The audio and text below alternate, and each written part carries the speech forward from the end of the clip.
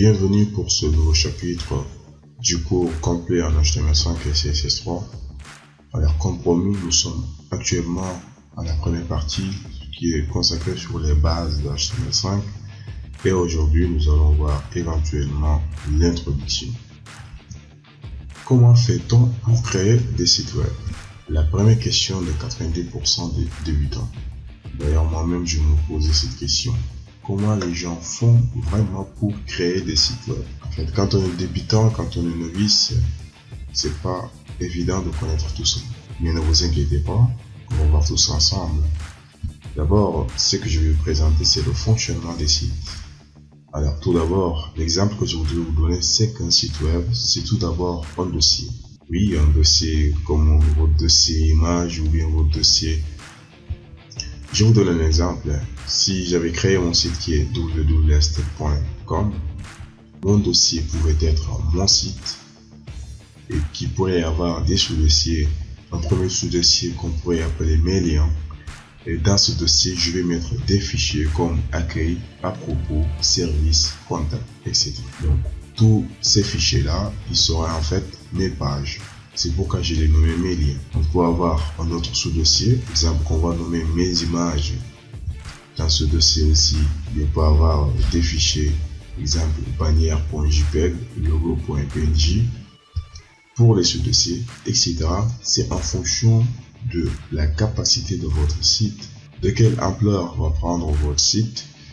Et donc, il peut avoir plusieurs sous-dossiers, comme il peut avoir plusieurs dossiers. J'espère que pour l'instant, vous commencez à avoir un petit aperçu là-dessus.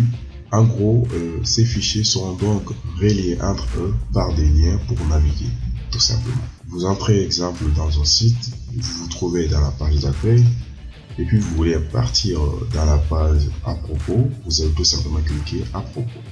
Donc voilà, ces clics que vous faites là, c'est tout simplement des liens qui se font entre pages. C'est pourquoi je vous dis que un site, c'est tout simplement un dossier qui peut contenir plusieurs sous-dossiers qui seront nommés selon vous, qui peut avoir des liens, des pages, des images, etc. La question que vous allez vous poser aussi, c'est quels seront ces fichiers? Donc, je vous ai parlé que pour un site, il faut avoir des sous-dossiers et chaque sous-dossier des fichiers. Donc, la question que vous pouvez vous poser, c'est quels seront ces fichiers? Alors, bonne question. C'est là qu'entre en jeu en fait le langage HTML et CSS3. Les fichiers seront donc soit HTML5 avec comme extension .html, soit CSS3 avec comme extension .css. Vous allez voir que les fichiers images sont souvent avec des points JPEG ou des points GIF ou des points PNG. Alors pour ces fichiers donc, il faudra mettre .html pour que le système puisse comprendre qu'il s'agit en fait d'un fichier HTML. Et pour le fichier CSS, il faudra mettre .css pour que votre explorateur puisse comprendre aussi qu'il s'agit d'un fichier CSS. On peut continuer. C'est quoi HTML et c'est quoi CSS? Encore une fois, c'est une question bien évidente parce que je vous parle d'un fichier .html et fichier .css. Il faudrait donc d'abord savoir c'est quoi HTML et c'est quoi CSS. HTML, Hypertext Markup Language, il permet en effet de structurer notre page web, de définir notre type de page, exemple. Exemple, il peut définir aussi notre texte principal ou notre menu ou nos images à afficher, etc. En résumé, il faudra comprendre que pour HTML, il s'agit tout simplement d'insérer du contenu qui sera visible à l'écran, donc de l'écriture noire sur le papier blanc, donc qui sera tout simplement affiché dans vos pages web. C'est tout simplement tout ce que vous avez à afficher à l'utilisateur. Alors, pour le CSS Cascading Style Sheet, il permet, lui, de gérer l'apparence, c'est-à-dire l'agencement, le positionnement, la décoration, les couleurs, etc. de différents éléments dans notre page. En résumé, il s'agit en fait des mises en forme du contenu. CSS Son rôle principal, c'est de mettre en forme notre contenu. Bon, je sais que cela peut paraître toujours un peu flou, mais je vais vous donner des exemples de pages. Une première page avec HTML seulement, que vous pouvez voir ici. Vous voyez, comme je vous l'avais dit, écriture noire sur papier blanc, et tout ce que vous voyez ici en bleu, c'est tout simplement les liens que j'ai fait. Donc ici, j'ai une page contactez-moi, j'ai une page forum, j'ai une page retrouvez-moi, j'ai une page contact. Vous comprenez un peu le principe. Donc vous voyez ici aussi, avec HTML, on peut insérer des images. Maintenant, je vais vous montrer cette même page qui est combinée à du CSS. Vous voyez ce que ça nous donne ici. J'ai agencé les éléments, j'ai défini mon menu, j'ai défini aussi comment positionner mes différents éléments en faisant des sections.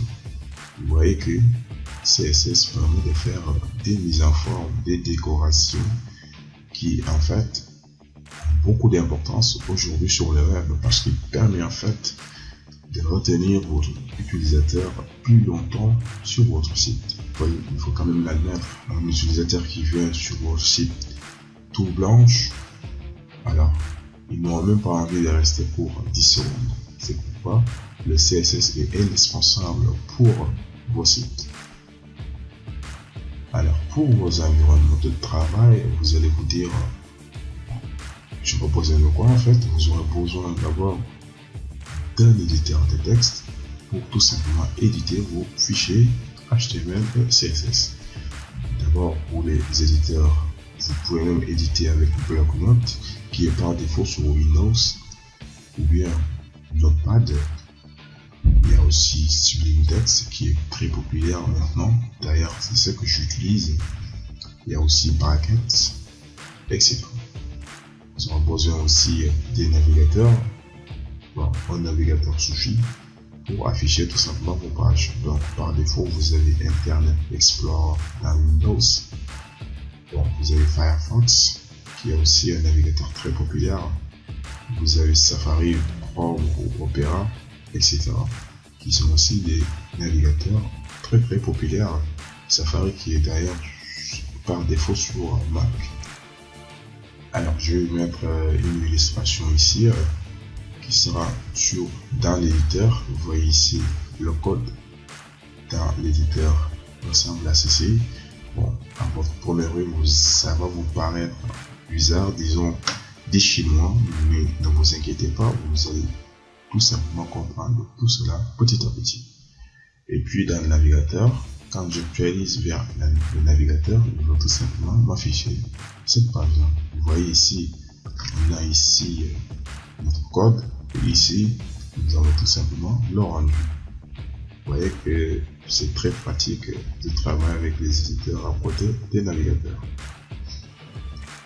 En résumé donc, ce que vous devrez retenir ici, la création de dossiers contenant les fichiers HTML et CSS et aussi vos images à insérer dans votre page.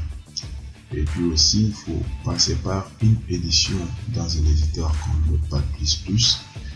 Et puis, il faudra exécuter dans notre navigateur pour consulter le rendu.